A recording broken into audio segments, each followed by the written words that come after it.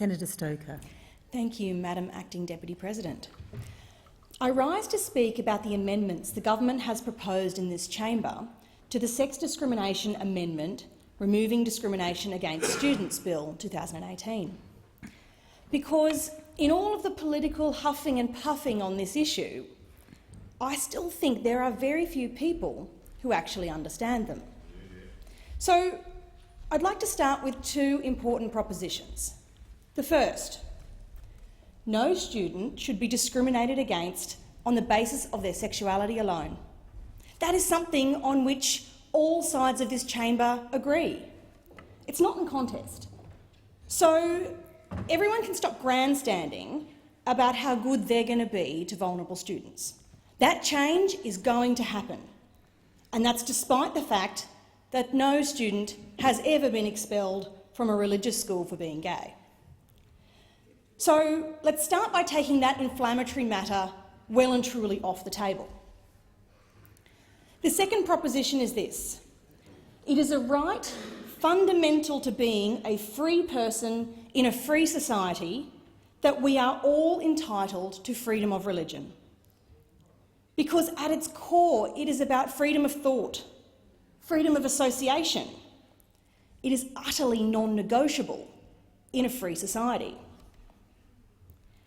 I support the government's amendments to the bill because they ensure that no student will be discriminated against on the basis of their sexuality alone in a way that sensibly balances the rights of schools that are religious to operate according to the tenets of the faith for which they were established.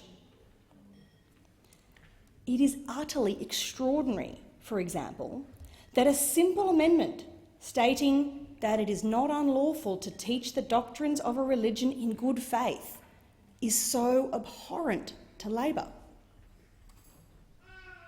They outright reject it. So all can see that this is simple, common-sense stuff. Let me read it out. It's Amendment KQ 149, and I'll do it word for word. Nothing in this Act renders it unlawful to engage in teaching activity if that activity A is in good faith in accordance with the doctrines, tenets, beliefs or teachings of a particular religion or creed, and B is done by or with the authority of an educational institution that is conducted in accordance with those doctrines, tenets, beliefs or teachings. That's it. It's simple stuff. It should be uncontroversial, particularly in the context of schools giving up the exemptions they have had in the past. And yet, Labor will not have it.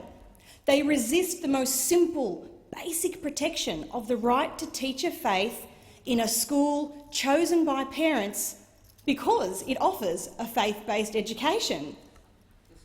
And it exposes the real agenda here, and it is to gut religious schools of their religious foundation. That's an assault on freedom that should disturb all Australians, no matter what their political views are. Labor shouldn't be able to get away with what they're doing here, paying lip service to the importance of religious schools while refusing to accept that they deserve the simple right to teach what they have believed for centuries, demanding that religious doctrine bow down and be overridden by the desire to ensure that no one could suffer detriment simply by hearing it. Let me make it very clear, no one in this country has to be religious. No parent needs to send their child to a religious school. There are plenty of religion-free zones in our public schools and in many independent schools. And if that's what you want as a student, or if that's what you want as a parent, it is available to you. But don't take it away from those who do want it, for those who do believe with every fibre of their being. Here's another amendment that should also be unobjectionable, KQ 147. It would stop the amendment to Section 37 proposed by Labor, and here's why. That provision is a massive overreach.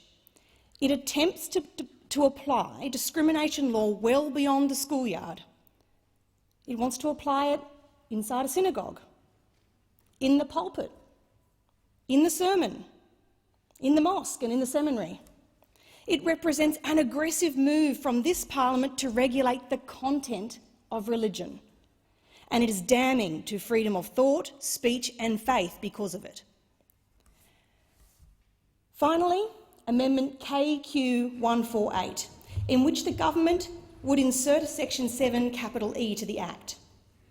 This is an important amendment to understand because it actually provides considerable protection to students struggling with gender or sexuality.